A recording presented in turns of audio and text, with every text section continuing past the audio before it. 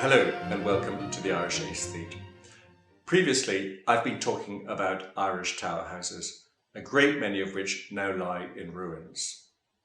Castle Cork, County Kerry, for example, was built in the middle of the 15th century for the McElcuddies, and although badly damaged during the Confederate Wars of the 1640s, it remained occupied until the mid-18th century when a new house, Churchtown, was constructed for the family nearby.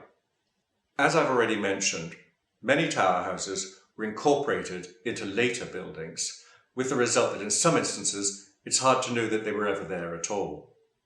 This was the case with a Georgian house that stood in Dublin's Phoenix Park.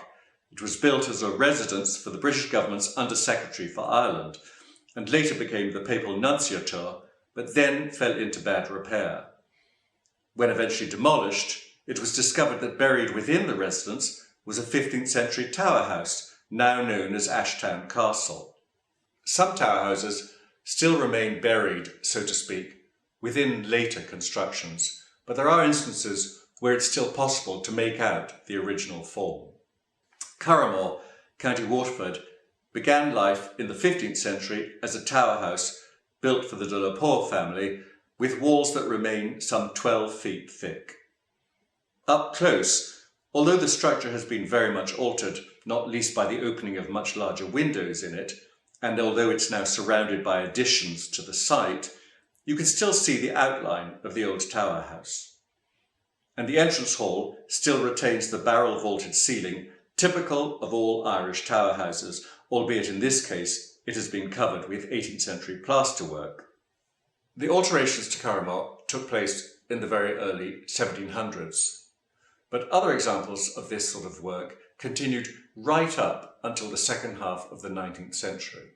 An example of this can be seen at Tulira, County Galway.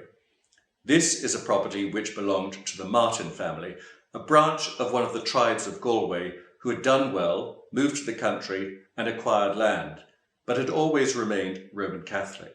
In 1860, Tulira was inherited by Edward Martin, then only 1 year old.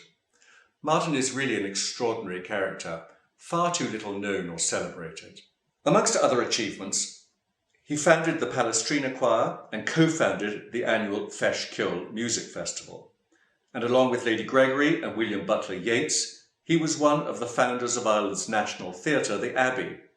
He was also, incidentally, the first president of Sinn Féin. The core of Tulira is a 15th century tower house, originally built by the de Burgo family. In the 18th century, the Martins constructed a classical house beside and attached to this building.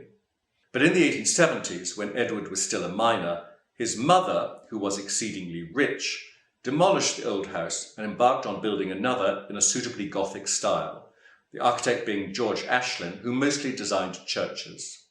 Inside this new house, all the rooms were decorated in a faux medieval style, not least the central staircase hall, which has a gallery running around the first floor off which open all the main bedrooms.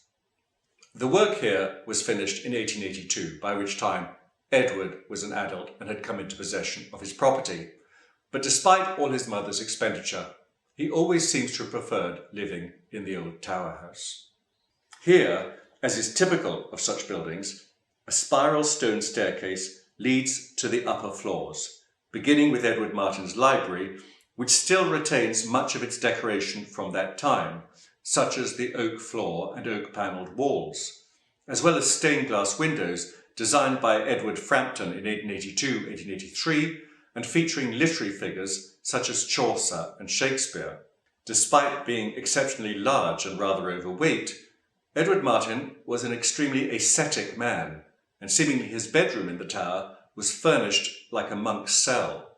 From here, he could look down on services being held in his own private chapel. And so one could argue that with Tulira Castle, one has gone full circle.